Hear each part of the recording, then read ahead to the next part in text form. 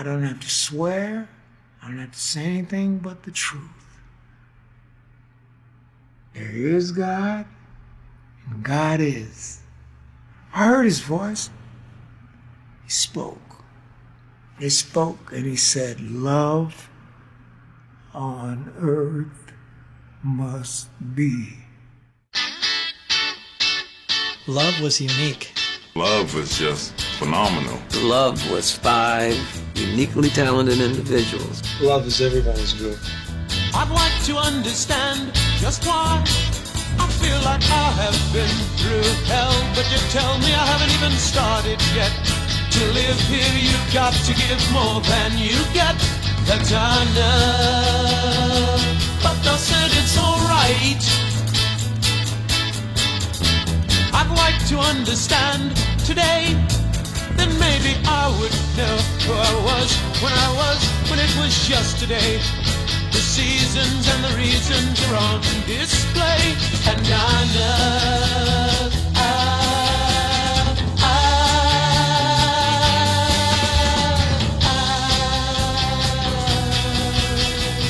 Know anything about God? There's this legend of love and the legend of Arthur Lee. Know anything about the devil? He has a voice that I just don't understand. Know anything about myths? He doesn't want to be a rock and roll star. He wants to be a fucking songwriter. Know anything about reality? He was a true genius.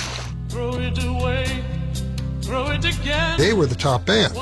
They were the top dog. This area took that one group to heart and made it its own. LA was an extraordinary city at that time. It was the freest place in the world. There's no reason why this group should not have gone all the way. Love's music kind of exposed a little bit of the dark underbelly of paranoia and the Vietnam War, and it's not all peace and love. When it came time to do the third album, you got a band who couldn't play their instruments. The drugs were there, people around us were bringing the drugs to us, and we used the drugs. The world keeps changing, and I just happen to make an album called Forever Changes. I don't know how anybody has beat that record. It's one of the greatest records ever. It sounded truthful, and it sounded like it was from the street, and they lived it. It's the nearest anything musical is coming to changing my life. Nothing lasts forever, and my group is a part of nothing, I guess, because it didn't last. Music is a very special gift, and if you don't devote yourself to it, then it will definitely leave you. At least 10 different ways to tell this story. I'm gonna tell you something. If I blink right now, I'm telling a lie. If I blink right now, I'm telling the truth.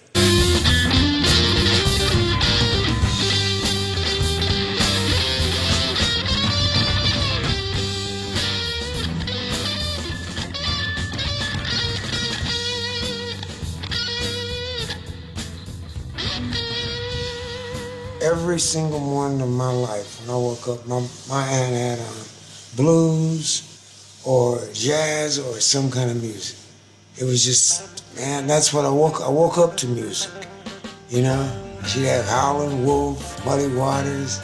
She'd have all, it was in the late 40s, you know what I mean? She'd have all these different people. She was a music freak. She didn't play an instrument, but she liked to have a good time. And the thing about it is, I'd hear so many different styles of music, and when I hummed along with it, it was the same thing that they were doing, no matter what kind of music it was, you know? And that's my gift, variety. I was born in Memphis, but I wasn't raised in Memphis. I was basically raised in LA. I left when I was 5 years old. I was raised by my mother until the age of 5, and she remarried. My stepfather, he adopted me.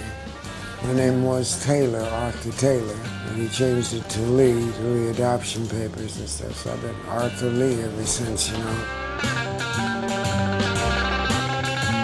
I grew up real quick. I grew up, and I never liked hanging around kids my age. I was wild in the streets, you know, tough guy, bully, da-da-da, whatever. I was an only child, so I had to fight my way to school, fight my way back sometimes. Well, I was brought up in Los Angeles, I guess called the west side of Los Angeles, and 2 doors down from Arthur. Our family goes back to before we were even born. From Memphis, my grandmother and his mother were friends. They were both school teachers. And we were born in the same hospital, as a matter of fact. I was about 8 or 9 when we moved. And just coincidentally, we ended up moving a few doors down from each other. And we hit it off again right away.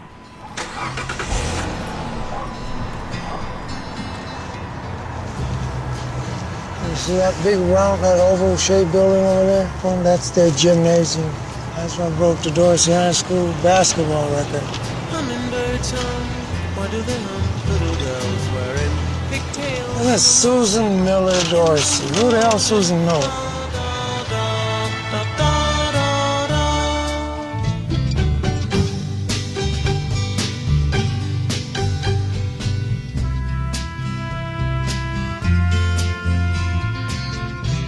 One day we were having show and tell in school, and there was this gentleman or kid, his name was Danny Oken, and he brought a guitar to class.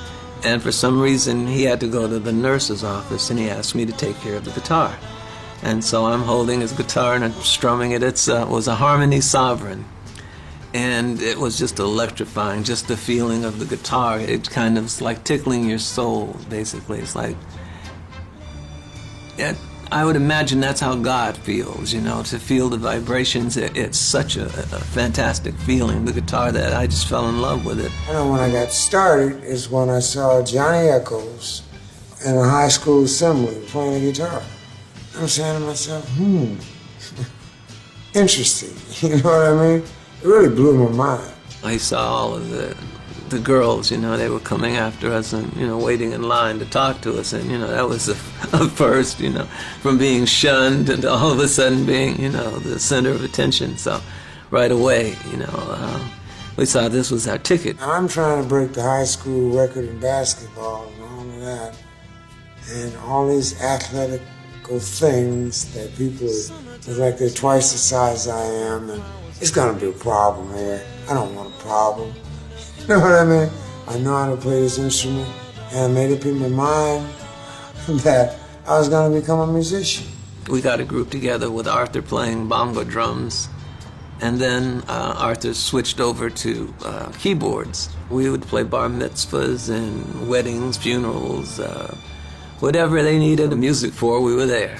That's when I started my march towards Capitol Records, because I wasn't going to be a failure mate, but I wasn't going to be a doctor, a lawyer, an Indian chief either. Like my mother thought that that's the way life goes. Be a doctor, da-da-da-da-da. And you know what? Something just don't ring right here, moms. You know what I mean? I'll show you how I used to leave. There's a gate down here. That's the administration building. There used to be no cop cars here, no metal detectors, none of that stuff. And this is where I rode Hummingbirds hum, where we turned around back there. Why do they hum? Little girls wearing pigtails. But there used to be a guy here, he was called a safety. He used to let me out of this gate right there, and I'd start my walk to the Capitol building. So I took from here, that street there, down this street, Farmdale, all the way down this street to Crenshaw. Once I heard the sound out of that auditorium and the roar from the crowd, it was more than breaking the school record back there. It was more than running track and winning first place in that. It was just, I just felt something, man, and I knew I can do this, you know? So I started my walk.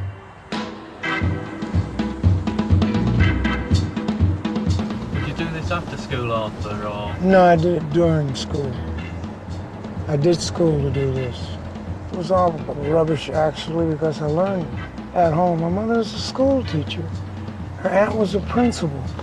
My mother's sister's a school teacher for 55 years. My cousins are all school teachers. Jesus Christ, I couldn't wait to get out of school. I'm not saying everybody drop out, tune in, turn on, drop. I'm saying go to school and learn a trade and do something that you like to do if you can find that. And make a go of it, man, and don't let go. I haven't let go. Since I started this walk in 1963 or 2. 1962 or 3, something like that. And this is what, 2005, and I'm still walking. Trying to find that way. How far's the walk now? For about 9 miles? I don't know, but I didn't care. Just as long as I got there and somebody listened to my tape that I made on my little 2-track, whatever, recorder. At that time, they didn't have security guards at the desk. So I'd look on the wall and I'd read the wall and I'd see different names. And I'd just pick a name and see if I could go up the elevator to that place. And knock on the door and see if they're interested in a young black man like me.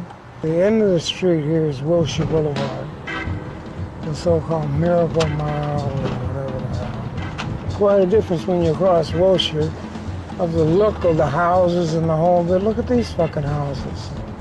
You know what I mean? That's a house. Jesus Christ, it looks like the fucking castle thing. I'd walk through here. They were all white. Everybody was white. I walked through here, a little black boy walking through here. Nobody bothered me. They didn't know what the fuck I was doing. I didn't care less of what they're doing. Probably writing songs along the way, thinking about it, thinking about the group, thinking of how I could put a group together. It's my first experience. And when I got signed to Capitol Records, it just was the thrill of my life. Because Nat King Cole was on Capitol. Everything's cool about the record, but the music, I don't like the music. So I wasn't going to give them my best music. I was going to give them my second best to see if they cheated me out of my money or I got paid, you know what I mean? At 15, I was thinking like that. And at 60, I'm thinking like that. This is Hollywood and Vine. And this was my final destination. I go in here, into the Capitol building, and knock on people's doors until someone listened to me. And that's about the extent of my, that was my rendezvous, right? Then I'd have to walk all the way back home. Now, we're still in school, right? Okay, we'd start Friday night, we'd play a frat party, and then at 4 in the morning, we'd go to Cappy's and play all night until about noon, go home, get a little sleep, go back, play another fraternity party, and play an after-hours club again. Johnny and I used to back up all the bands, the old Jays, the this ones, the that ones, the cross-dressers, now they call them the homosexuals, men, and wore dresses and fooled people as being women, whatever. And that was with Billy and Arthur and me and Jimi Hendrix, Jimmy James then, and Alan Talbert and Fleckenstein. We didn't really have a manager, an agent at that time. Arthur just kind of handled all of these, he handled just all of that. He acted as manager, agent, got us bookings and different jobs. We did some very strange jobs. I mean, I remember we played at a place down on Western and what is now Martin Luther King Boulevard. And they weren't going to pay us or pay us right. And so Arthur got into a confrontation. The first time I ever saw a gun come out. And the manager pulled out a gun, and Arthur, I guess, still confronted him. And whatever happened, we ended up getting our money. So he must have done a good job there. We kind of let Arthur handle all of that. Arthur and myself would do recording sessions with Delphi, with Richie Valens' label. We were like the house songwriting team, rhythm section, guitar players for them, so we did just about everything with them. We were like old hands, like we'd been playing for decades when we were still kids. The first place that we really had a standing gig was at a place called the Beverly Bowl, which was out in God knows where. It was out in El Monte or someplace. And that's where we kind of honed things and got things together. And at that point, that's when I brought in Don Conca and introduced him to Arthur, which Arthur's either very happy about or very unhappy about, I don't know. He was just a fantastic drummer. He was sort of like a Max Roach, Gene Krupa type drummer, and he had his own following. He had an entourage that would follow him around just to hear him play. He was that good. A lot of drummers and a lot of people used to see him come and do his thing, man. They used to see him flipping the sticks and the crossovers and the different things he do. He'd take a fucking hour solo. Yeah. From the Beverly Bowl, that's when we went over and played at the Brave New World. That's where Brian came into the picture, at the Brave New World. I used to hang around with the Byrds. They were like his idols. And he wanted to be in the band, but he became a roadie, you know. The Byrds were a powerful group then. They were the #1 group in Hollywood. They had the crowd, and it was an incredible scene. The whole art crowd was there. You know, Vito and Carl and Vito Sue and all of these people. The dance floor was just packed with these. They weren't hippies, you know. They were art students and they were artists, and they were having a good time. And so, you know, all the bands in Hollywood wanted that crowd to be in their club. That was basically the reason that we hooked up with Brian, because Brian, being a roadie with the Byrds, he had access to a lot of these people. And when Brian became part of the group, they came along too. Well, the Tambourine Man tour ended. Byrds stayed in England to hang out with the Beatles. I came back to LA, and there was a void. And in Ben Frank's parking lot, I met up with this guy Arthur Lee, and he was interesting type. Whatever he was doing, I said, wow, this guy, it seems like he'd be interesting to have in the band. He had long locks of red hair and freckles and striped pants and this and the scarf around the neck. I said, I'm saying to myself, shit. I actually met Arthur. His car was stopped here. I got in and he pulled in right here. And I needed to get somewhere. I don't remember what it was. I needed to be someplace. And we all got out and stood out and talked to each other, and then jumped back in the car, and he drove me wherever I was going. He had a little silver blue Corvair that he drove for years. And later on I found out that he was in a band, and I auditioned and I was in the band within a week, I think. It was a very, very good sounding group then.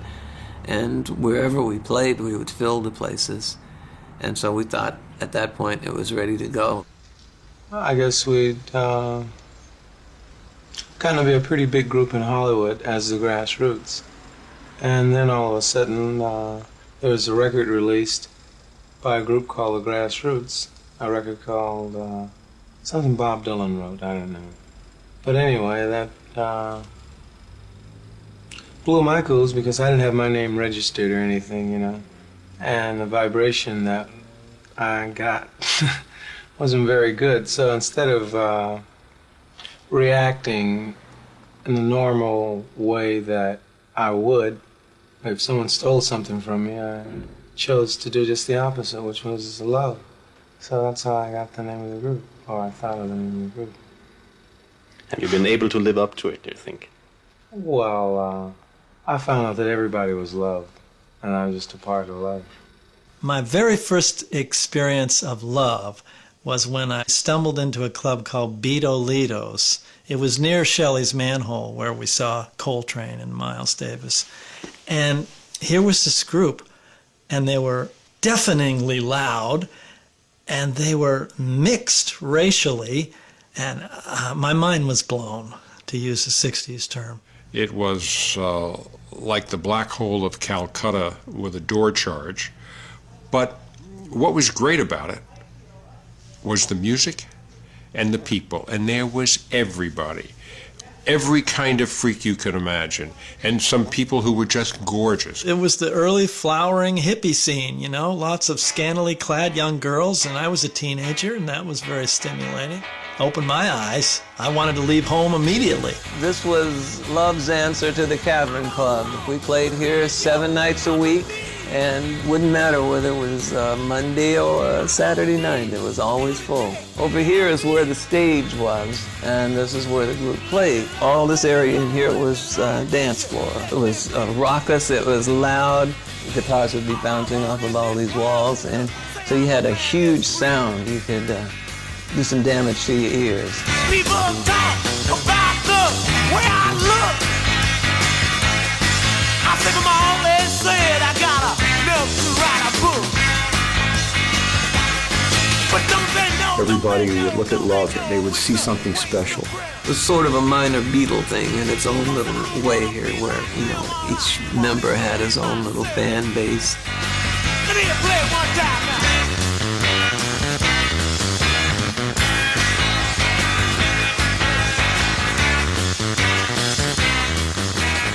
We were the best band in Hollywood. We were the most different band in Hollywood. I had the first integrated rock group. I mean, as good as the Beatles were, the 4 white boys. As good as the Rolling Stones are, they got a black bass player. We finally picked up on something. That's a little different, but it's meaningless. Here we've got a psychedelic black man, which sort of like what Hendrix did a little later, which was so outside the box of African American, you know, and it's, you know, thrilling when those boundaries are crossed. It was very unusual. The riots were going on in Los Angeles. That was a huge thing. I mean, Compton was just trash. I thought it was a beautiful sight to see, you know, just musicians. It didn't matter what color you were, you know, you were just great musicians, and these guys were just fantastic. Every time they played, there was a line down the street. That became like a street fair. There was more action going on outside the club than was going in. Okay, we're at Cosmo's Alley. You know, if you can notice down there, that's about 100 yards is the end of the alley. That was blocked off. And then they blocked this off, and they would have these Voice of the Theater speakers here. That would be some down there and across the street. And people would pay to get in here because this was an alley. It was a private street, basically, so they could block it off. And people paid admission just for the honor of dancing. They didn't get to see the group or anybody inside, but they were part of the festivities anyway. That was a spontaneous thing. Nobody said, hey, everybody come over here. They all came here because something was happening, and it was the beginning of a movement.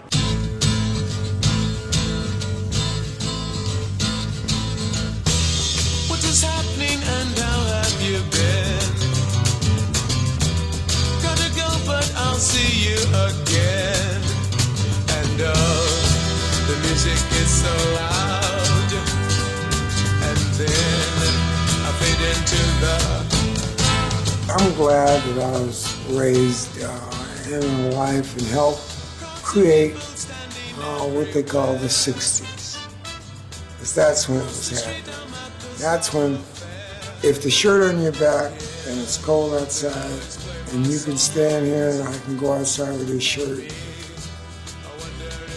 you gave me a shirt. If I had it, you had it. From 65 to 67, 2 years, that little window, that was the sort of possibly naive but hopeful sort of sense that we were taken over. Obsolete. Then you go back across the street. Yeah. Street. It was something completely new, and it embodied the way you looked, the way you perceived what you thought and what you were. Everything changed. And the ones that were here early were on the spearhead of a social revolution.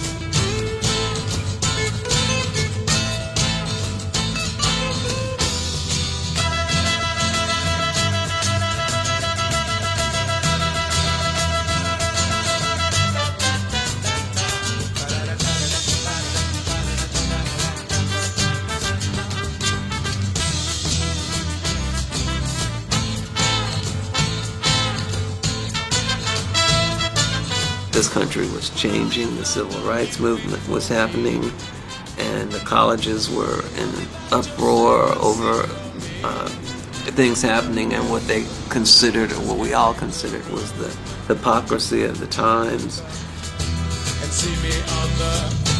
And so the music, it was a catharsis. It was something that allowed you to get away from the reality in which you lived. And it was also something that you could relate to people next to you. You could like look at a person and know that this person was like you by just the way they dressed or the way their hair was or just the manner of speech. You knew this was a kindred spirit.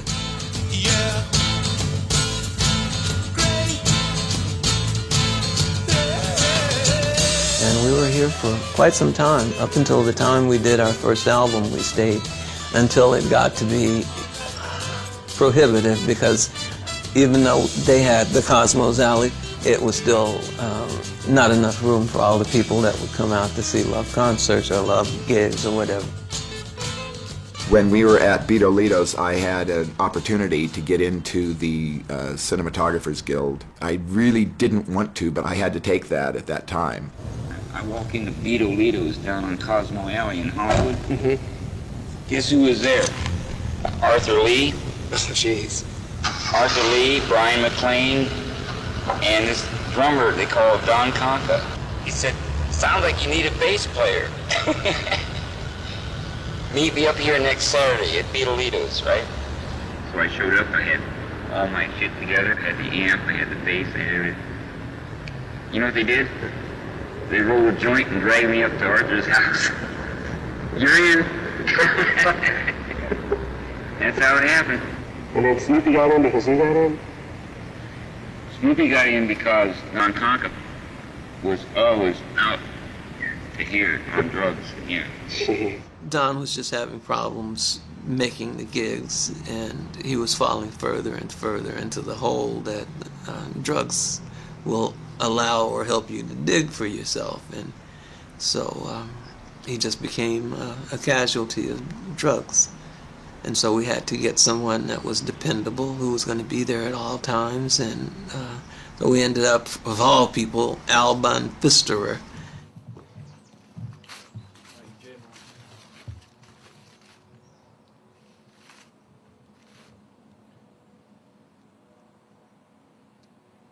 Snoopy, he was a straight cat in the band. He was a square. Nobody liked him but me. I loved him, you know what I mean? I love you, Snoopy.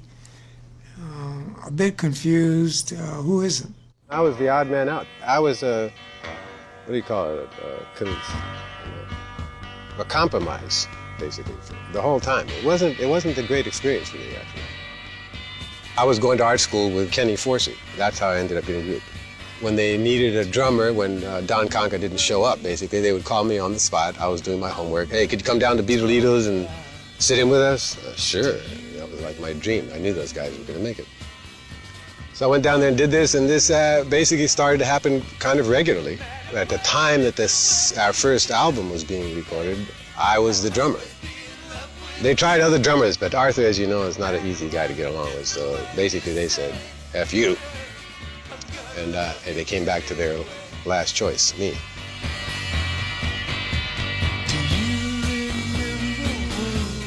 Elektra was a folk music label. I mean, if you had to give it a characteristic, it was started in October of 1950, and we just did whatever we wanted to do, but we stayed mostly within folk, because folk was an easy genre to record, not expensive, and because every performance was very distinctive.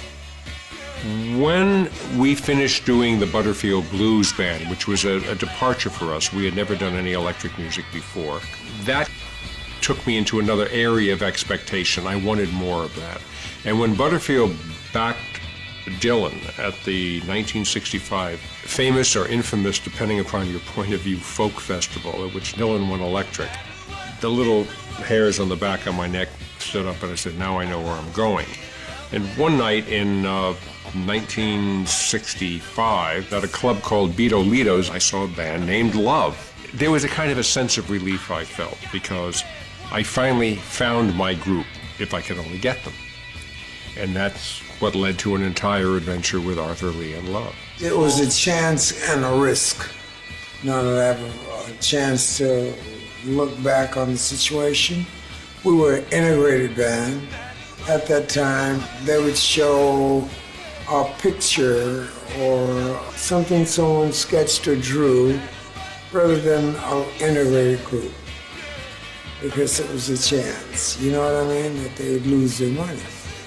And so they wanted to be safe and stay segregated.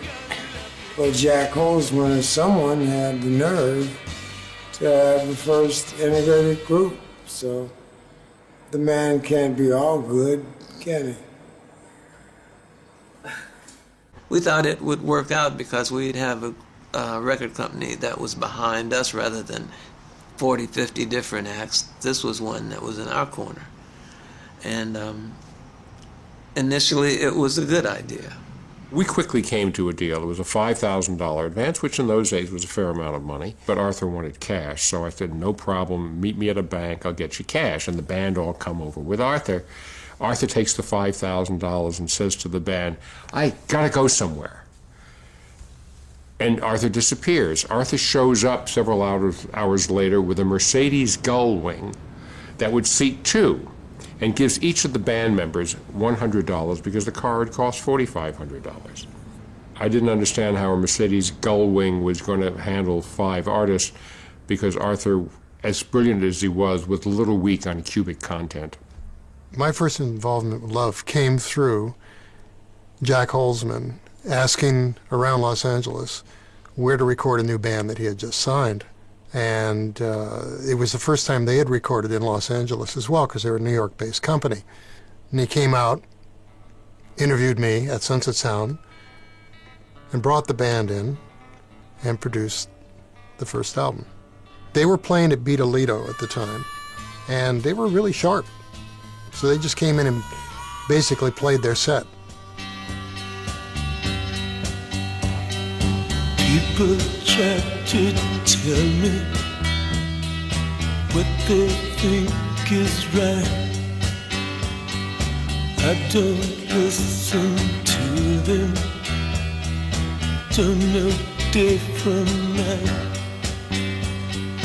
I go through life searching, trying to find the one. I go slip, slip, you go slip, slip away. I've seen bands who are totally democratic and make it work, and they make it work because everybody in that band is as smart as everybody else. It was true of Queen, it was true of The Doors. It wasn't the case of Love. No, it was Arthur's show, always Arthur's show. Arthur was in charge, but he did it in a very sweet manner. You know, and if anybody got out of line, and he would just quietly make it happen. He was so smart, so talented, so able to play everybody's instrument better than they could play, and someone who really agonized over his lyrics, although rumor was that he just sort of tossed them off, which I don't think he did. Problems. All I had was you.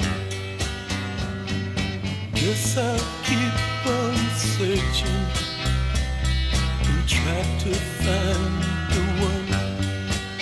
'Cause I go slip, slip, you go slip, slip away. I don't need you to help me find my way. I can make it if I just don't see your face. To me, Arthur is a poet first. He should be poet laureate for this country because the man can look at just a mundane situation and he can find something interesting in it, or he can find a word or a twist of phrase like, for everyone that thinks that life is such a game, do you like the part you're playing? I mean, just think of that, you know, that just tells you everything you need to know about a person, you know. A guy that's a bus driver or another one that's the president of a Fortune 500 company. Is he happy with the role that's been written for him and the part that he's playing in this game? Jesus said, all these things shall pass, but my words shall never pass. Well, I want to be, my music will never pass, you know, because I pick subjects that happen every day. I pick subjects, war. I pick subjects, death. I pick subjects, man and woman getting along, whatever. Brian and Arthur had a very interesting relationship with each other, and I'm not so sure that either really appreciated or fully understood what the other offered. Arthur offered Brian approval and an opportunity. Brian offered something that Arthur really needed, which was a kind of leavening of the intensity. It took the scope of the albums and opened it up. The horizons were not tight, didactic rock and roll. It suddenly was expansive, and that came from whom Brian was. I could love you more and more each day for a million years. Then I'd sit around all day just crying happy tears. To dance and sing my life away, laughing with you, my darling, softly to me. He went places a little bit more romantic and melancholy than Arthur would go. Arthur didn't go to that space, but Arthur recognized how important it was. He liked Brian's melodic sense and what he had to say, and it worked. Brian was a great songwriter. I thought a great songwriter. It takes a lot for me to say great to anybody. My goal for my music was always timelessness. I was trying to write and construct music that couldn't necessarily be associated with any particular time, that would still sound good 30 years, 50 years later. There was a tremendous competitive edge between Arthur and Brian. They both wanted the same things in the group. They both wanted the spotlight, they both wanted the same girls, and they were both able to write songs and sing the songs, and they were great showmen as well. And so all of those things together made the group better, and it made each of them better as well. When they were around each other, they were each as good as they could be. A Little Red Book was clearly the single. I saw that in a movie called What's New Pussycat. Tom Jones, whoa, whoa, whoa. And then here comes this song, My Little Red Book. Well, I just got out my little red book the minute that you said goodbye. I thumbed that through my little red book. I wasn't gonna sit and cry. And I went from A to Z. I took out every pretty girl in town. They danced with me. And as I held them, all I did was talk about you. In a minute, I start to cry. There's just no getting over you. Oh no. We started practicing it and doing it a little different. It was a very slow ballad type song. Arthur put his thing to it, and it turned out to be a whole nother song. A whole nother song. Please come back. Without your precious love, I can't go on. Where can love be? I need you so much. All I did was talk about you. You name it, I start to cry. There's just no getting over you. Oh no. It was a great experience for me because I had released probably about 30 singles up to that time, but I never heard any of them on the radio. And I'm driving back from a board meeting, and I've tuned to a Baltimore AM radio station, and there's My Little Red Book, bounding through the radio, sounding great. I pulled over to the side of the road and cried. It took me a long time to get there.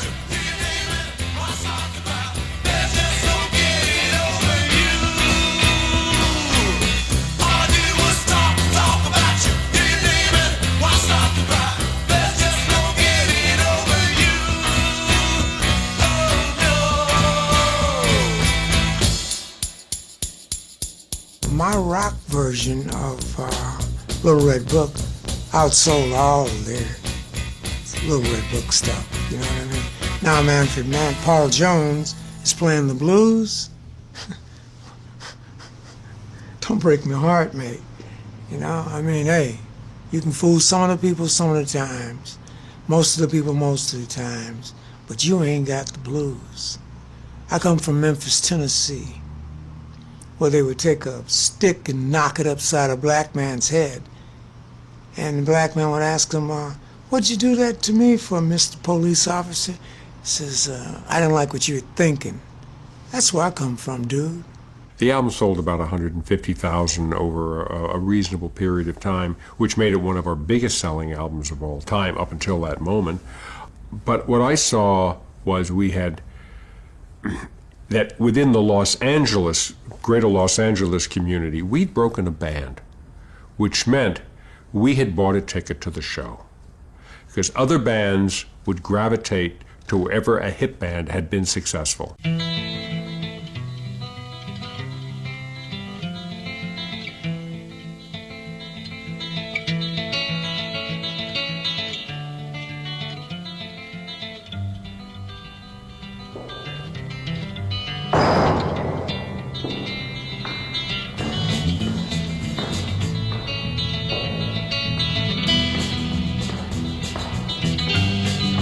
Anybody home? Here's my baggage, hand me my staff. I'm living in a boat, the plane, a raft.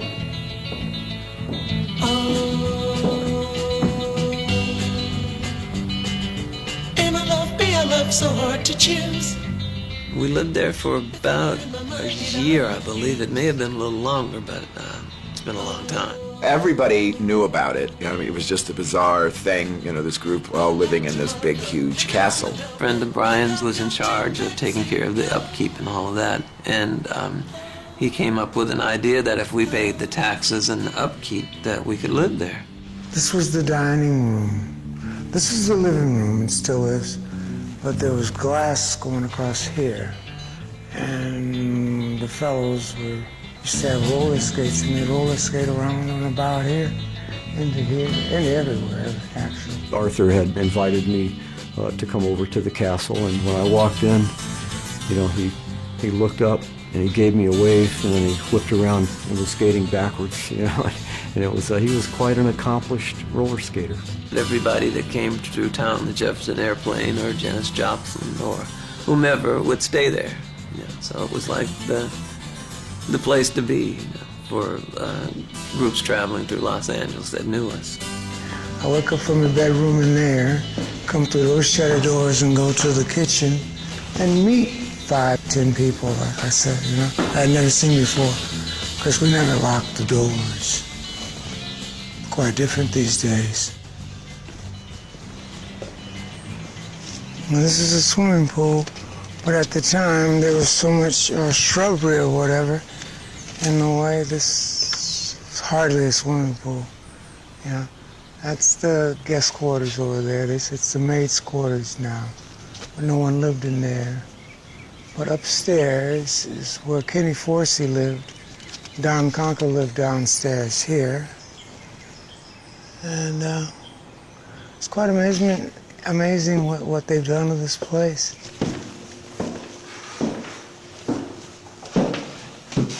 Yeah, this was my living room, my private living room with a fireplace. And this was my bedroom here through these doors. And I come in here and be a naked chick in the bedroom damn near every time. I don't know. All kinds of debauchery and things went on in there that you would expect a rock group, you know, of our stature and with the type of lifestyle that was available to us at the time. I'll put it that way. So anything you can imagine that would happen at the Playboy Mansion happened at the castle. But this is Brian's room. And his bed was that way. And they made this arch. And this is just, it's ridiculous if you ask me. If I'm not mistaken, This was Don Conker's room, the Signed DC boy. Place was basically like this, but except it was not as well kept, shall we say, eh? This wasn't facing this way. No. There was a toilet there. And I took a chance and I flushed the toilet. And this green shit shot up through my legs up, hit the ceiling. The bathroom hadn't been flushed in 20, 30 years, I don't think. It was fun times, but I was serious about music. This is where I wrote part of Da Capo, most of Da Capo, and this place. But as far as the band, it was a big party house. They really didn't have a clue, I don't think, of what I had on my mind, like Forever Changes or whatever. And, like I said, I could have got this for $50,000 in 1966, going into 1967, and now it's worth $6-7 million. What is it, the furniture or what? I don't get it. Well, more power to people that like places like these. I particularly don't.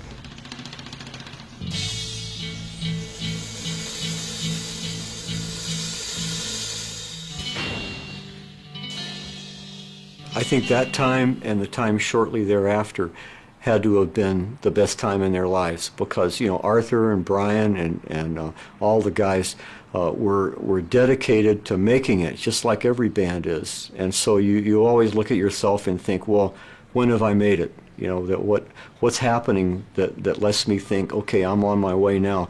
And to those guys, it had to have been living at the Castle. There's no reason why this group should not have gone all the way, except for underlying things that kept us from being able to totally break out. And some of them may have been our fault, but I think a lot of them had to do with the times. The Vietnam War was raging and polarized the entire country, kind of similar to now.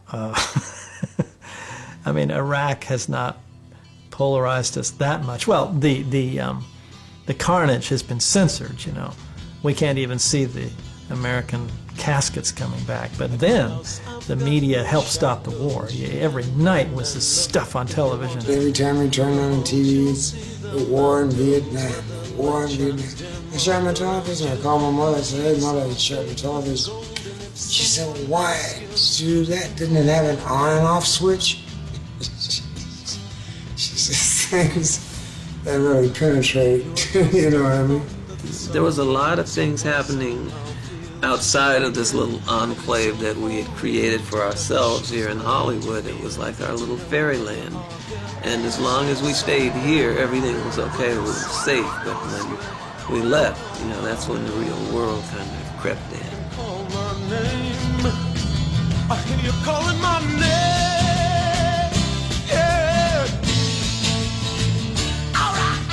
I think it was during Forever Changes that I got called.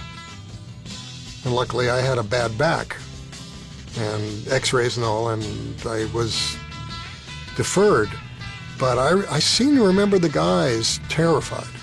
Arthur, for sure, helped prep me for my, I don't know if this should be on tape actually, but basically we all got out of the service. And mine was, I was insane actually. I actually flipped out on acid the day before the induction physical. Arthur was with me actually. We both went over the edge. We took like 1,500 mics, which is 6 doses. So when it came to going to the psychiatrist, basically I couldn't fill in the forms. I had actually let my fingernails grow. I went with my zipper open. I was filthy. I was barefooted. And I went in there to look the part that this is not somebody that you want in your service. And so they gave me this special nurse to take me to the beginning of every line. And they would put these earphones and say, which side do you hear the sound coming out of? Take those earphones, they basically, I can't hear. Then they told me to follow the yellow line into another part of the thing. I followed the blue line into another office. Then they looked at my application and said, it says here you've been to University of the Pacific and Art Center School. And I said, yeah. And they just laughed. Get back out in the streets where you belong. All right. We were kind of iconoclastic, not kind of, we were iconoclastic, we were rebellious, we were druggies, we were everything that they didn't want at all in the armed services. So they were better off and we were better off. But nevertheless, we were still frightened that they were going to, at some point, need bodies and ours were going to be the ones sent.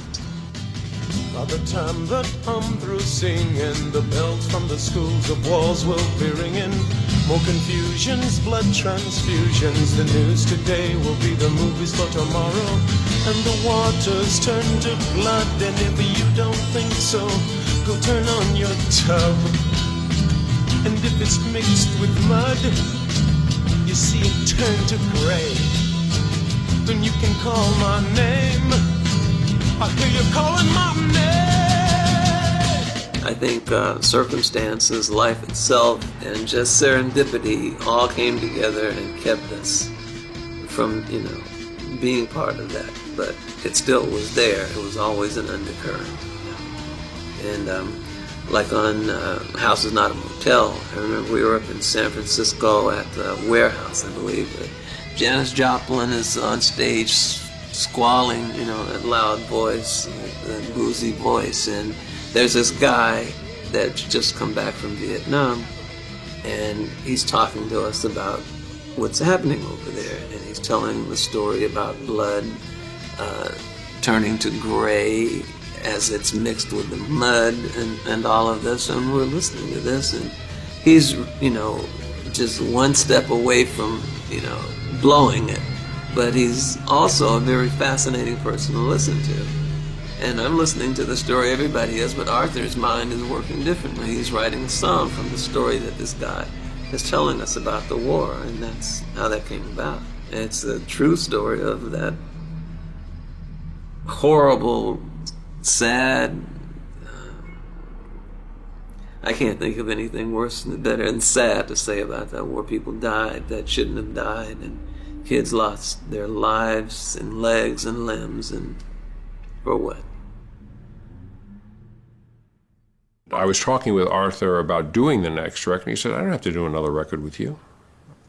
I said, well, I don't want to point to a contract, but we had made an agreement. We wanted out because the first album didn't sound the way it sounded to us in the studio, and when they played it for us, we didn't like it.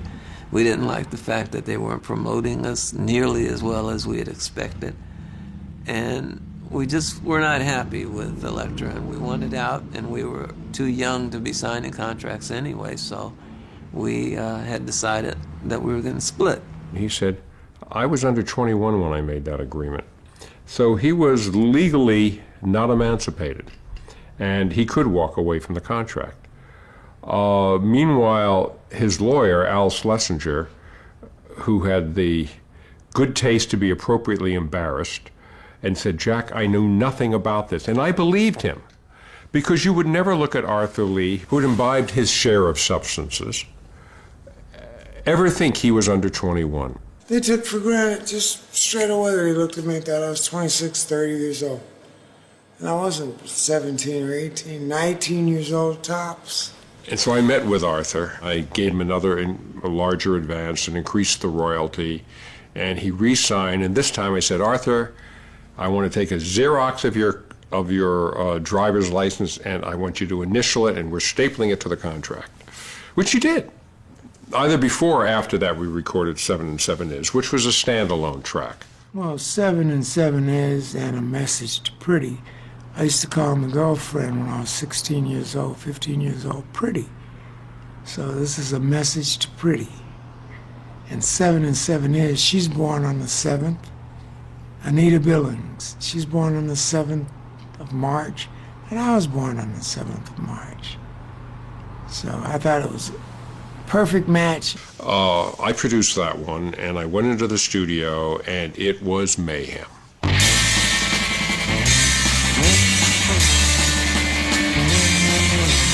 It was difficult to record, it was difficult to listen to in the studio, and it was blessedly short. When I was a boy, I thought about the times I'd be a man. I'd sit inside a bottle and pretend that I was in a can. In my lonely room, I'd sit my mind in an ice cream cone. You can throw me if you want to, 'cause I'm a bone and I go boop, bip, bip, boop, bip, bip, yeah. We did over 40 takes on this thing. The drummer, Snoopy Pfisterer, wasn't really up to the job all the time. 7 to 7 is? Oh, it was a bitch, actually. I don't know if you, I think it's written on all the sleeves, actually, that it took me I don't know how many takes to get it down. He and Arthur would alternate because this was a non-stop, rat-a-tat-tat, almost menacing burst of rhythmic energy. It looked like I wasn't going to be able to do it, actually. And so he tried it. He couldn't do it. As much as he thinks he's a drummer, he couldn't do it any better. I played it, but yeah, it took me a few takes. 1, 2, 3, 4. Normally, the sound is kind of an afterthought. The sound was the medium that, was driving the show. And that was what was so hard to get across to those guys is it has to sound like this, otherwise it will be a different song. Basically, it was hard. And yet it was the best-selling single they ever had.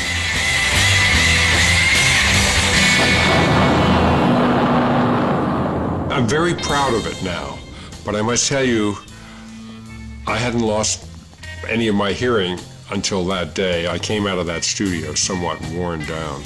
It took so long to get them to do that song right, and it shouldn't have, because it's not a difficult song, it's just a chaotic song. That song blew my mind. I couldn't believe it, because I had a background in classical music, and when I heard 7 to 7 is, that's what I heard. I heard great classical writing. It was powerful, and it was something unique. So I kind of wanted to be a part of that. I thought 7 to 7 is would be something I would have been proud to play on.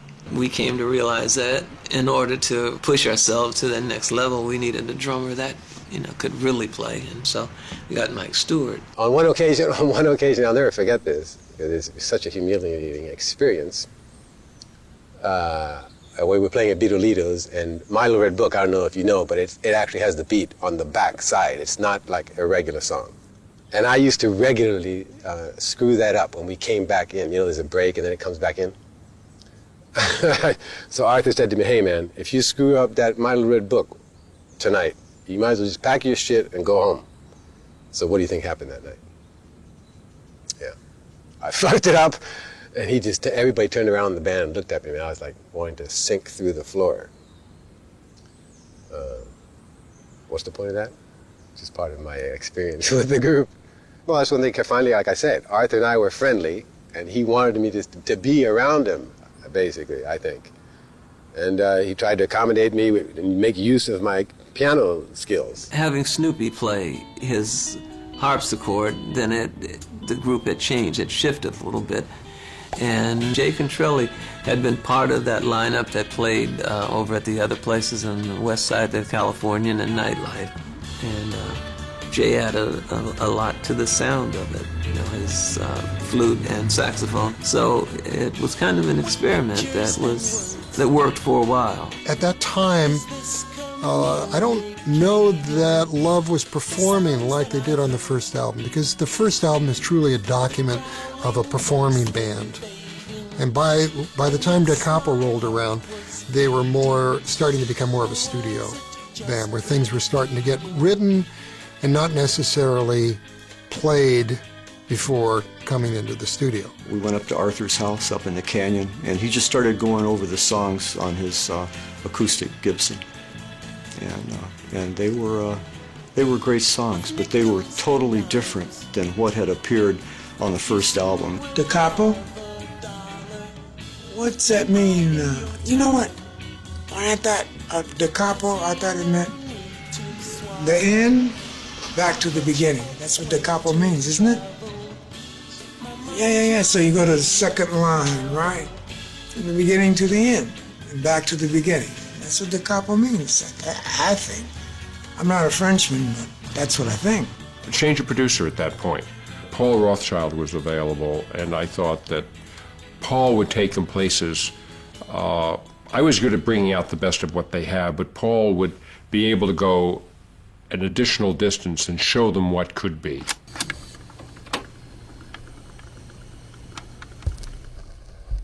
The second side is one long kind of 20-minute jam.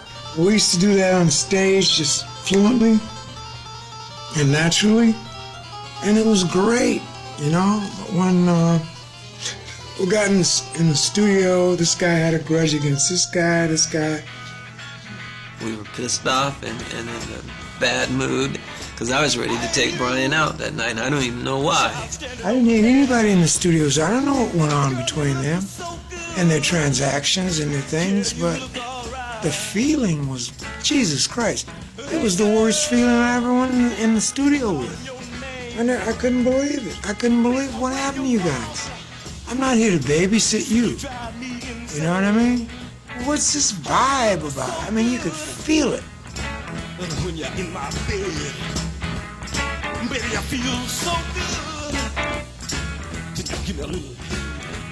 The thing that was great about it is that it made use of the freedom that the LP format gave you. Here is a band that said, let's see what we can do with this technology. Look at all of the room it gives us. Let's just go. That's the worst fucking song I've ever done in my life. At the time, I really couldn't figure it out. You know, I mean, I thought, well, we had some great songs on side A, and then one song on side B. In the second album, for some reason, we got derailed, and put that big, huge, long song on the other side, which is a shame. There's a lot of other stuff we could have done that would have been better. And it just, when it came time to what we were going to do on a specific album, Arthur had, the veto power. Orange skies, carnivals and cotton candy, and you, and I love you too, I do. Brian would have a full album full of songs to record and ready to go, but they weren't songs that necessarily anybody wanted to buy or hear. People want to hear music that relates to them, that relates to the times and to their day-to-day experiences, and not about pie-in-the-sky things, because that's just not honest. We weren't living a pie-in-the-sky life. That's not the way it was. And so writing about that, chocolate-covered rainbows, that's beautiful. Those are wonderful sentiments. But they're not real, they're not honest, and they would not have been who we were. So they were rejected, and he became kind of embittered by that, but that's reality. Brian McLean. Brian was he was a handful, man. To me, I would seem, and I think he would probably say the same things, that Arthur was a handful. Arthur has something to do in his life, and I picked you because I thought you could help Arthur's dream, not because I really needed you, man. It was an interesting record, and it was a successful record, but it was a transitional record, and I had no idea where they were going to go next. It got to be unwieldy having 7 people. It changed the focus a little bit more than either of us wanted it. So that experiment lasted about a year or so, and then we moved back to the other lineup, except we kept Mike Stewart. So basically, my road to stardom was pretty well finished there. I also had a feeling that Rothchild also thought of this as an interim album. The fact that he couldn't make the next album had to do strictly with me telling him that we've been touched by the good fairy, And we have this smash act beginning to shape up, namely the Doors. Jim, just about every time I saw him, would ask, to get hooked up with Elektra, because they saw us with Elektra, and our level of success was something that they coveted. They thought that was just the greatest thing, and they wanted that. And we kept saying that, there's more than this, but that's what he wanted. Best thing I ever saw Morrison do was sock Brian McLean in the mouth. That was quite a sight for me. I like that one because that's what I wanted to do. I kept putting him off. I kind of hemmed and hawed and never introduced him, but Arthur did. He thought that's what he should do. The interesting thing is that in a way, Arthur sealed his own fate, because I went to a club, the Whiskey, one night, very late, gotten in at 11 o'clock off of a New York flight, and went to the club to say hi to Arthur and to catch a bit of a set. And he said, stick around because there's a band you ought to hear. And any band that Arthur respected, I was going to give a close listen to. And I stayed, and I saw the Doors, and interesting but not impressive. He didn't like him at all. It's not up to you to like. Who made you judge? The people love him. He went back. I said, go back down. But I kept going back, and on the fourth night I got it. I mean, everything sort of gelled. It came together in a way that even a tired New Yorker would get it, and that's when I approached the band. The reason we were very excited about signing with Elektra was because they had Love and the Paul Butterfield Blues Band. And those two groups were like kicking. And we thought, man, this is good company. That band worked totally differently. That band was tightly integrated. Decisions were made as a group. There was no oppression. Everybody shared in the copyrights, which was not true in the case of Love. It was a system and a brotherhood, and it worked. We hoped to be as big as Love. I thought, wow, that'd be something. And then, phew, we rocketed past them. They were more, I'm trying to put this a delicate way, the sensibilities of the American record buyer was more easily assuaged by the melanin content of that particular group than the ones that we were. So it was easier to sell them, in other words, than it was to sell us. There were certain things that the Doors did, including the willingness to tour, that Arthur didn't do, and that's probably what happened. Was Arthur as talented as any member of the Doors? You bet he was. We were really willing to work hard. We worked, my God, we went to LAX Thursday and came back Sunday and played clumped clusters like Florida area, the South, every weekend for years. And it got pretty tiring, but, you can't beat that as far as promotion. We played everywhere. The album was selling very, very steadily. It took about 3 to 4 months. We were selling about 10,000 albums a month. And then one month we sold 250,000 albums. By then we were so fed up that, the group was ready to go, because we had tried to get them to do the right thing, and they chose not to. And they chose to rub our faces in it by spending our money on another group. And that was, especially one that we brought to them, So there was a lot of bad feelings, Not with the Doors. They were always, cool with us, and we were always friends, but with Elektra.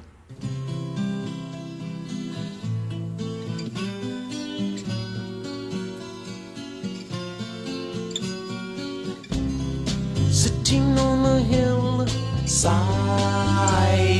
watching all the people die. I'll feel much better on the other side of the moon. We started working on Forever Changes just a few months after we finished Da Capo. And there was kind of a little discord because, as I said before, the more successful you get, the more you start picking at each other. And there was little political moves and machinations going on back and forth. Brian still wanted to have more of his songs done, and it just wasn't the same feelings. There wasn't the same camaraderie anymore. There was a tremendous amount of separation with members of the group by that time. We just associated with each other when we got together to play and record and travel, and that was it. It's very hard, you know, when one of the band members starts to take the spotlight, and the reality is he's the songwriter and he's the lead singer and he's the arranger and so on and so forth. He is love. It was Arthur was love. Life goes on here, day after day. I don't know if I am living or if I'm supposed to be. Sometimes my life is so eerie, and if you think I'm happy, paint me yellow. My band had no idea of what I was doing when I did Forever Changes. They had no idea of the expectations that were to follow.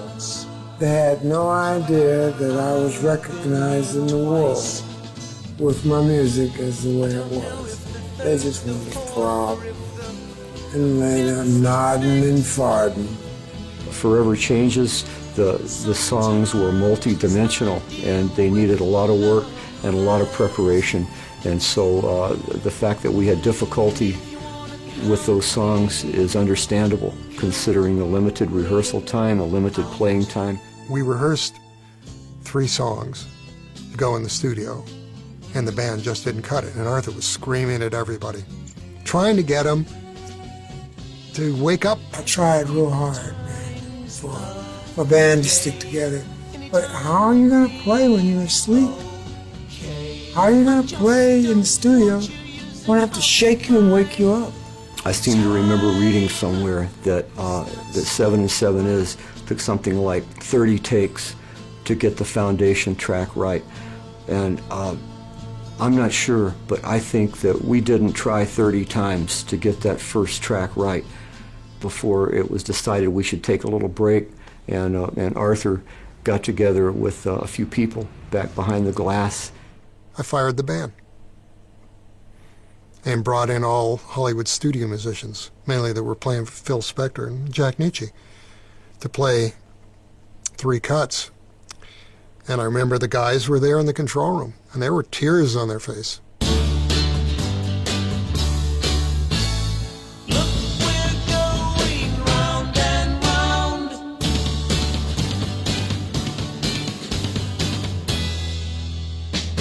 But when the studio people tried to play like us, they had a hard time. They played too squeaky clean. You know, our sound had, in some ways, had a hard edge to it, and studio people don't play with a hard edge. They play the notes right there, you know, because that's how they make their living.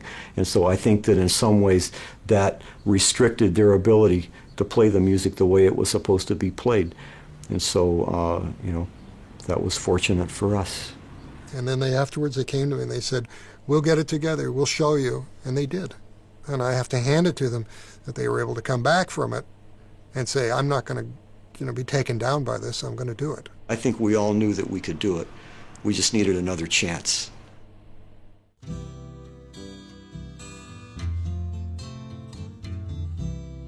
Well, the word was from the beginning that there would be horns and strings brought in. From the very beginning, it was known that there was going to be an orchestra and that the songs were going to be different than the ones that we had done before.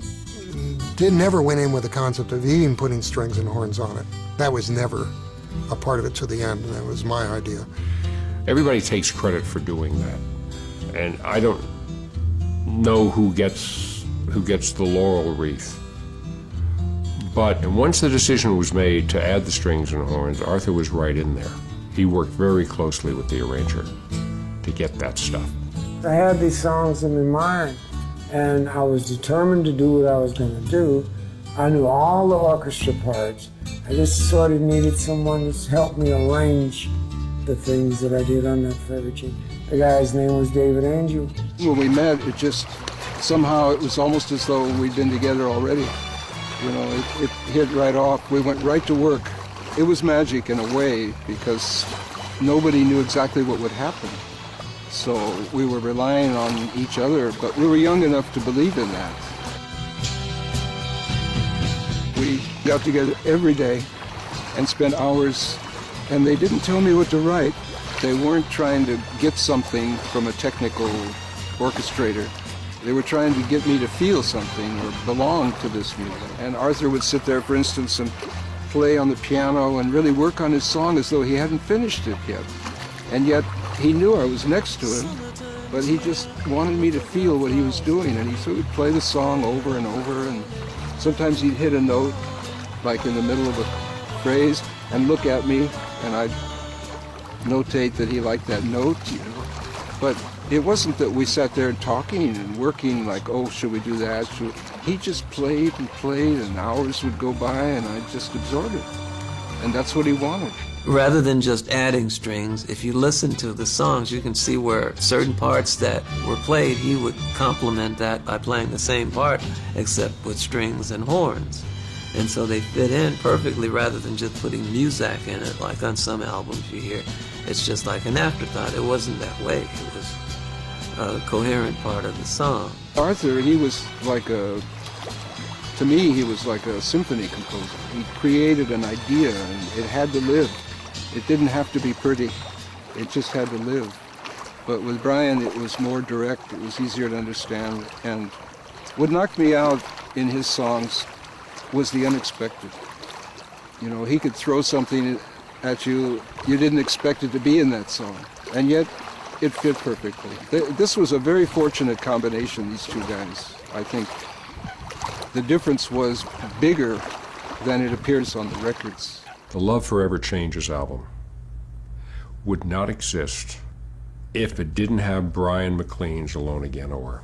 The whole album is built not so much upon that foundation, but upon the door that song, which is a great song, created so that people could walk through it into the rest of Arthur and the band's cosmology. Yeah, I heard a funny thing. Somebody said to me, you know that I could be in love with almost everyone. I think that people are the greatest one. And I will be alone again tonight, my dear. Starting with the rippling guitars, going into a bridge, and suddenly this crescendo of horns and strings, and then a flight of fancy on a bullfight corrida trumpet, which is off wailing on top of everything else.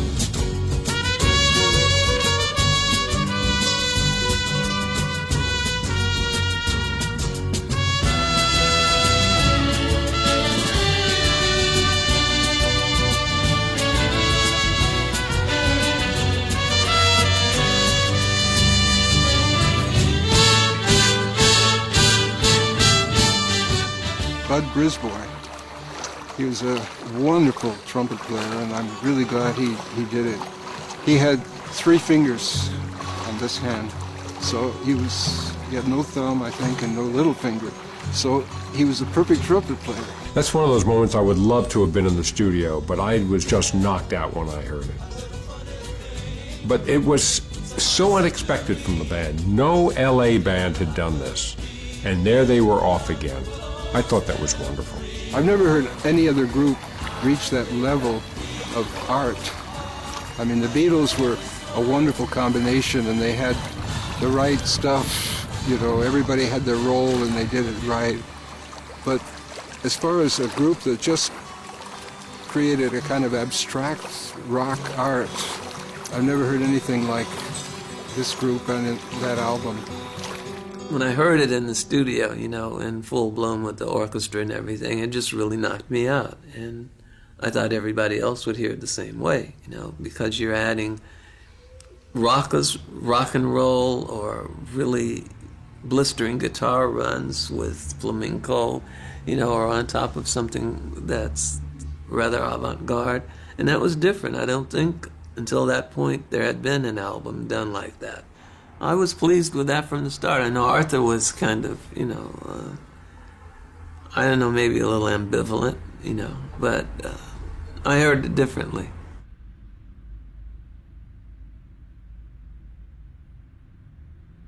The album itself did not really get a lot of notoriety at the time. There wasn't too much controversy about it. I think it did fairly well. Not hugely well. I don't know the numbers. I'd have to go back and look at my old royalty statements to see if we ever broke even. Didn't make a big splash, And I mean, frankly, I don't know if maybe I listened to it and went, yeah. And then later, picked it up a few more times and went, oh my God, look what I missed here. Wow. It wasn't the music, it wasn't the album that caused it not to be accepted. All it needed to do was to be in the right stores, in the right communities, and given the proper promotion. And it would have done what it was supposed to do. Commercially, it did fairly well. After all, the only way you could see Love was come to California because they weren't going to go anywhere else, which for me was very frustrating because it never had occurred to me that a band that had played so energetically in Los Angeles would not go outside of Los Angeles. They needed to go out and be with that album. People needed to see them. And they weren't available. Arthur was our booking agent, essentially. People would call him and say, are you guys interested in working on such and such a date? And he would accept or reject that offer. It may have been a part of the plan. It may have been that he just didn't feel like working. I don't know. But that's the double-edged sword. He was an extremely creative individual who could write, who could sing, who could do it all. But he really wasn't interested in working a lot. I was kind of spaced in those days. You know what I mean?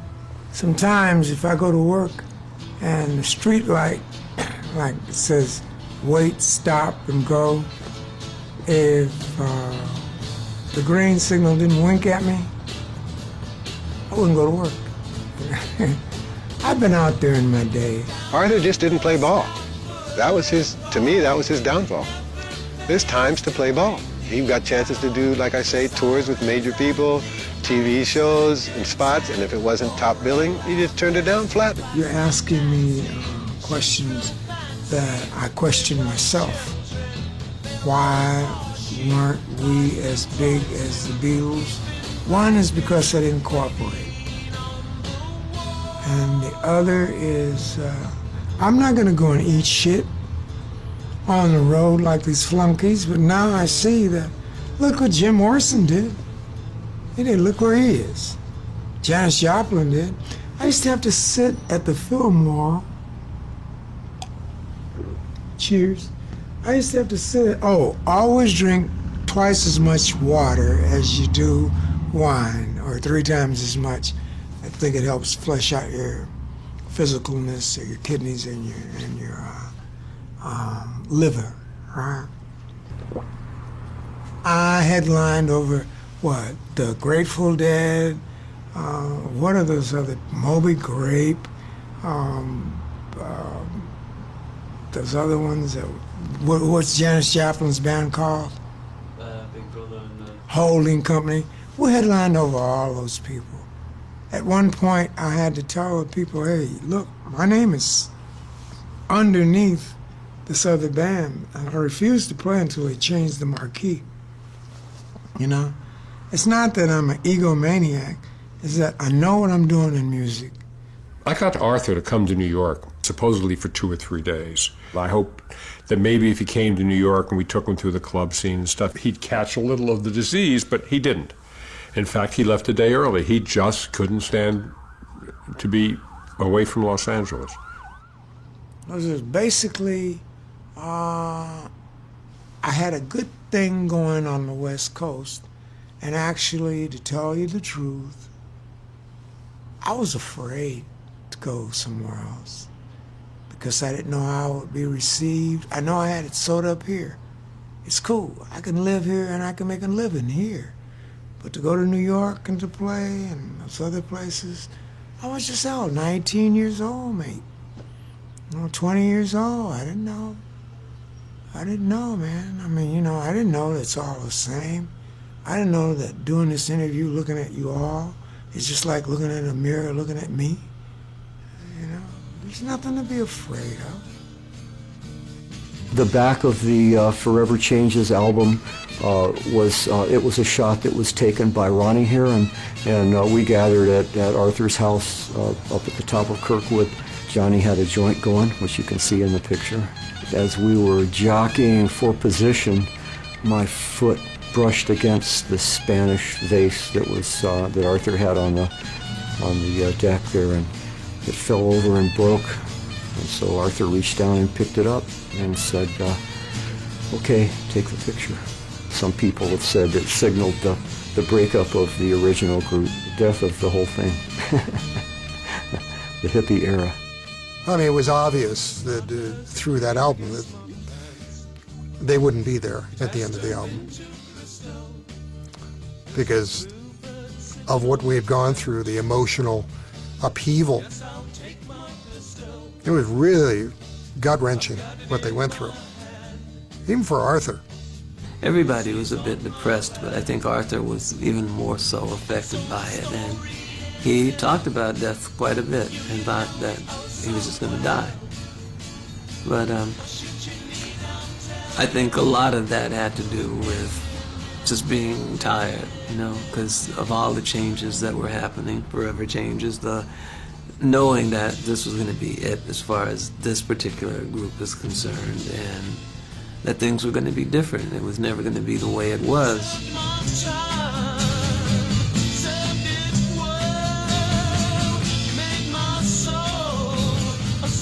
You have to forgive, I do believe, in order to be forgiven. You see, because people make mistakes, or people have choices to make. And when you're at the crossroads, sometimes you go on the wrong path. For an example, me and my mates, me and my group, we went to a motel to score some drugs.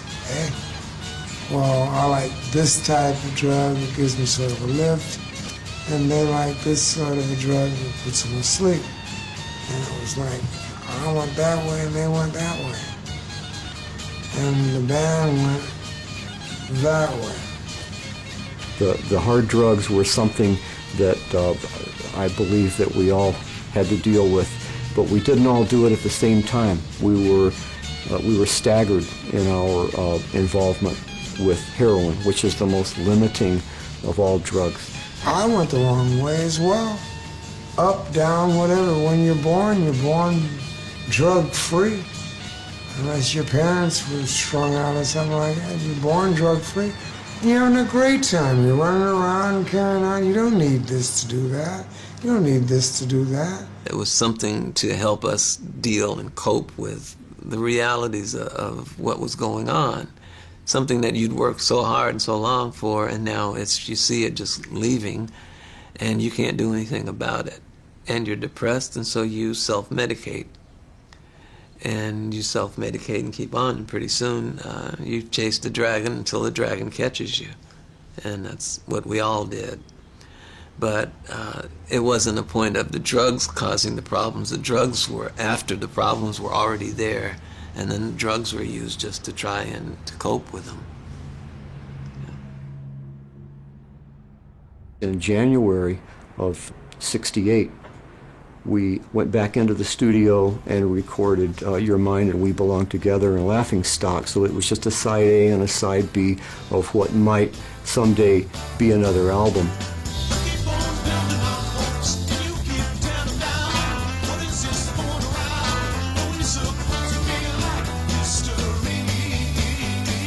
When I first heard those words, I keep building my hopes up, you keep tearing them down. You know, I understood, I think, what Arthur was trying to say. You know, I think that what he was trying to do was express his frustration at trying to do things in that group that he wasn't able to do. And I think Brian has started to feel the same way about himself. He had wanted to begin doing his own thing as well. By the time the records came out, my thinking had already moved on. I couldn't sit back and enjoy listening to it because I was just thinking I can do better, I can do so much better. This can sound so much better. And that's part of the reason I went off onto my own. Unfortunately, neither Arthur or I were as good apart as we were together. When you're not successful or you're trying to make it, you're like a family, like, you know, brothers. But as soon as you make it, the outside interests start pulling you toward them. And everybody has these little cliques, and they'll say, oh man, you're the greatest. And then Brian has people that says, oh man, you're the greatest, you carry the group. Arthur has people that says, you're the fantastic one, you carry the group. Kenny has people that are telling him that. So everybody has these interests that are pulling at them, telling them they're the ones that are causing the success. And if you're not very secure, if you're young, if you have other things pulling at you, sometimes you listen to those people and they just pull you away, you know, and you can't make music with all of those different influences affecting you. You just can't do it. So you start out with these wonderful idealistic ideas about what you're going to do with music, and then money and people and jaded and jealousies and all of those things interfere with it, and then where's the music? And I'm lost in confusions, 'cause my things are material, and you don't know how much I love you. In 1968, in May, we broke up. 68. We held a meeting and said, this is it, we're through. Everybody was on heroin, nobody could hold up their end. We were all shot. You know, every instrument, all I had to do was sign my name, mate, and they'd give me Vox amplifiers, they'd give me Marshall stacks, and as soon as I get them, these guys would pawn them. I couldn't take that shit anymore, you know? I had to move on, and the people, when I moved on in 67, 68, 69 actually, late 68, 69, George Saranovich, Frank Fayad, Jay Lewis, Gary Rawls, they couldn't stand Forever Changes. They were more in the rhythm and blues. They were white guys, but they were more in the funk and rhythm and blues than they were in the listening to Forever Changes and the words and the things that I was saying. So I said, wow, maybe I made a flop. For years at that Forever Changes because of my environment. That's a piece of crap. You know what I mean? And I'm easily influenced. So I said, well, hell, I know how to play what you guys like to play too, so I wrote songs in that vein. We did one more album with Arthur, For Sale, but the heart had gone out of it, and you could tell. Do you think the heart had gone out of Arthur a little bit? Because I don't know. I would assume so because the talent was always there. The question was whether he wanted to apply himself or not. You know, I think that sometimes we're put on this planet to do a particular thing in a particular time space. And maybe when we've said what we were put here to do, that's it. And maybe Arthur's space really were those 3 albums. And what he did after that, he was trying to find why he did it to begin with. And it's very hard. The only way you can do that is to forget about it and allow the pail to fill up again so that you can draw from it. After the 4th album, we released him from his agreement so he could record elsewhere. We wanted to see him succeed. The albums didn't succeed. But then again, it was Arthur and another whole group of musicians. Once I had a singing group and gone. Now I got another group, didn't take too long. I'd be lying if I didn't get some satisfaction from saying when I would read reviews and they would be called ham-fisted imposters or this kind of thing. But, you know, I knew what Arthur was doing. He was trying to carry forth with an idea. I don't think that much talent just dissipates. I don't go with that theory. I think circumstance got in the way. He probably wasn't given an opportunity like that again. And maybe that's what happened later, that not everyone understood that he could have gone on. You know, sometimes that can happen to someone with power. Is if they can't use it, they lose it, and maybe that's what happened.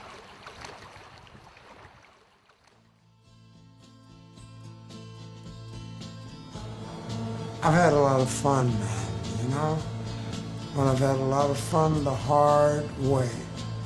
I've learned to survive in places that I thought I would never even want to go to, let alone be a participant.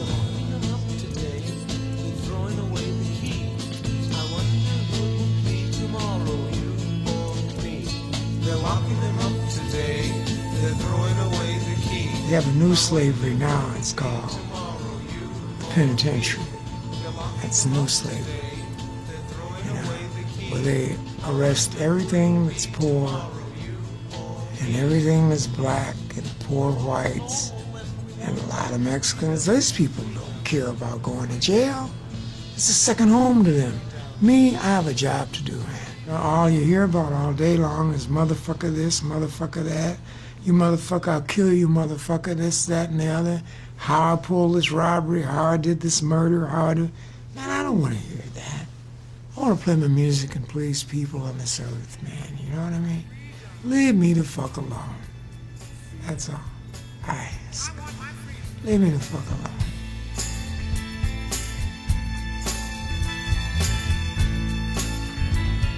Well, all of God's children's gotta have their freedom. It took me 5.5 years to open the door, just to turn the doorknob to be able to go in and out of somewhere. So I said freedom is a luxury. Really? I got a cell phone call, and just from a cell phone. Hey man, Jay Chap, this is Arthur. So I want to put the band back together. He was really hungry, really ready to play music. You know, you could see he was happy, and you know, it was a great thing, and all this came together at a kind of a magical time for him. Then Gene Kraut said, well, let's get together. Let's do that album live.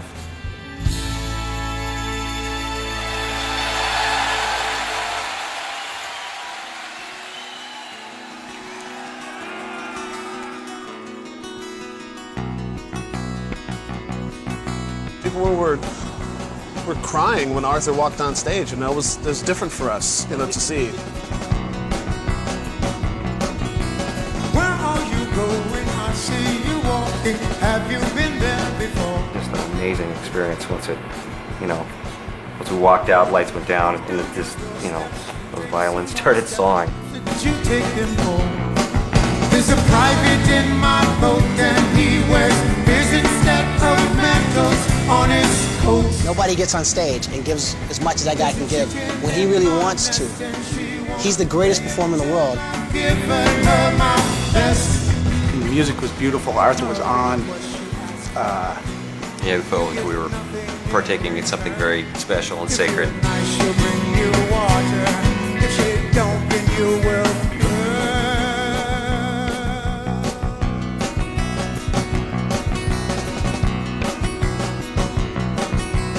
You go through changes, it may seem strange. It's what you're put here for. You think you're happy and you are happy. That's what you're happy for. There's a man who can't decide if he should fight for what his father thinks is right. There are people wearing crowns to screw you up, but they would this house pays tribute to the legendary Arthur Lee, also known as Arthur Lee, frontman and inspiration of Love, the world's greatest rock band and creators of Forever Changes, the greatest album of all time. Notes that following his release from jail, he is currently touring Europe and urges honourable and especially right honourable members to consider the potential benefit to their constituents if they were, with the indulgence of their whips, to lighten up and tune in to one of his forthcoming British gigs. Best album of all time, from Parliament to Parliament. They stopped what they were doing with the whatever they were talking about and said, go see Arthur Lee. That's flattering. They're human beings, man. I didn't understand it, man. I wanted to drink like a fish needed water, but I didn't. I had a Guinness, you know what I mean? And it's like they really treated me with royal respect. Arthur Lee, yeah. I've been blessed in my life, man. I had a dream when I was a child, asked to be a certain person. But then I found out, you know, you can be a lot of these different people. You can be an athlete, you can be a scientist. I chose music, you know? That was a long time ago. What do I choose today? It was inevitable because I still choose the same thing. I get a nut on that stage, you know what I mean? I see people in the audience. I see little kids. I see teenagers. I see people in their 20s and 30s. I see middle-aged people. I see old people, you know? And they're all there to see Love and Arthur Lee. That was my goal. What happened at Beto Lito's was special. And it carried through the first album, which is really just a collection of songs, including some very good ones. It moved into the more experimental da capo. And then it burst forth in full bloom in Forever Changes. That's a hell of a run. Change, and for everyone who thinks that life is just a game, do you like the part you're playing?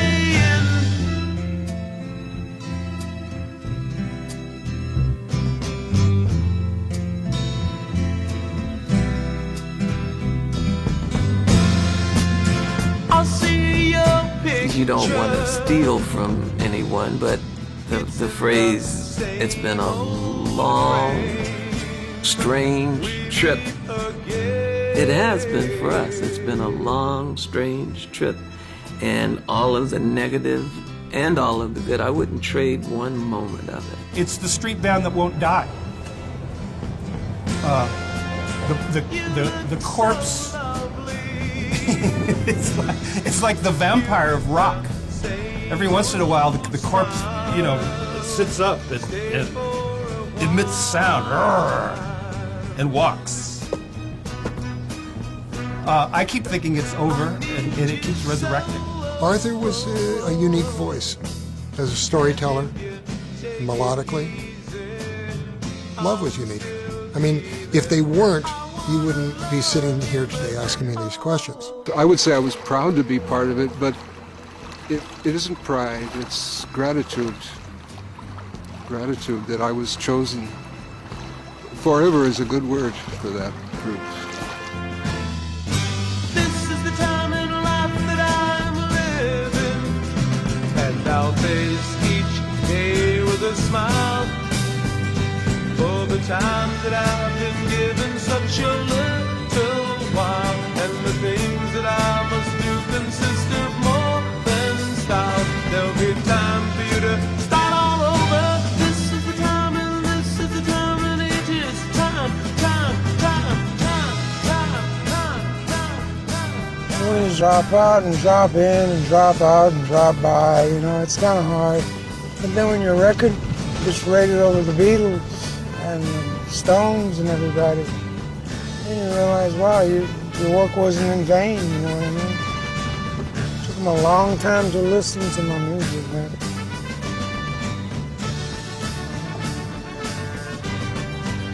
I'm still waiting for that day, the Hall of Fame and all that.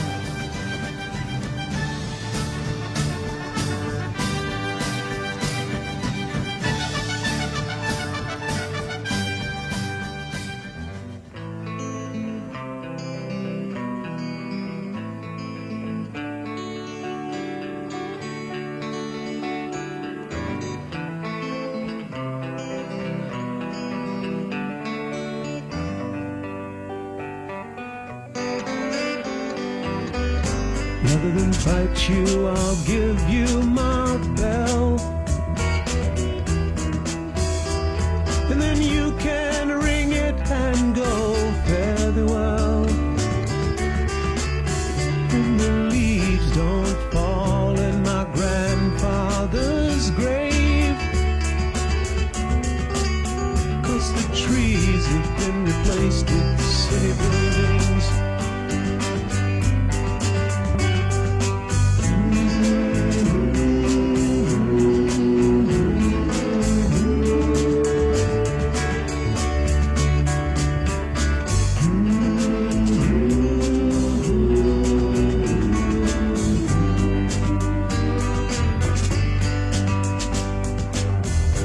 Gather round people as fast as you can.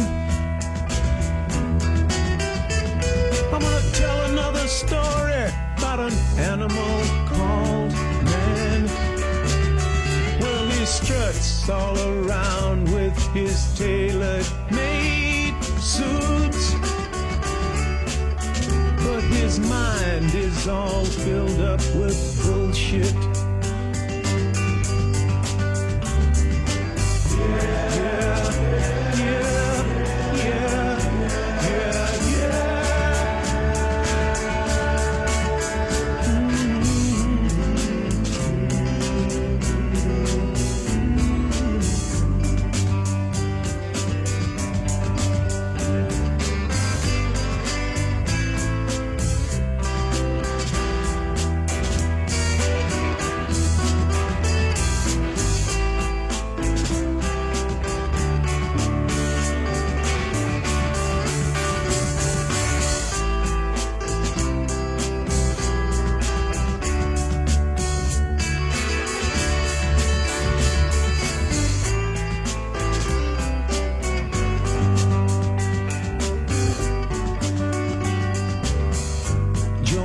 Singing and filling this place. I'd like to be in a lifetime that you can't erase. If you don't like my story, then don't buy my songs, 'cause I wouldn't want you to listen to anything wrong.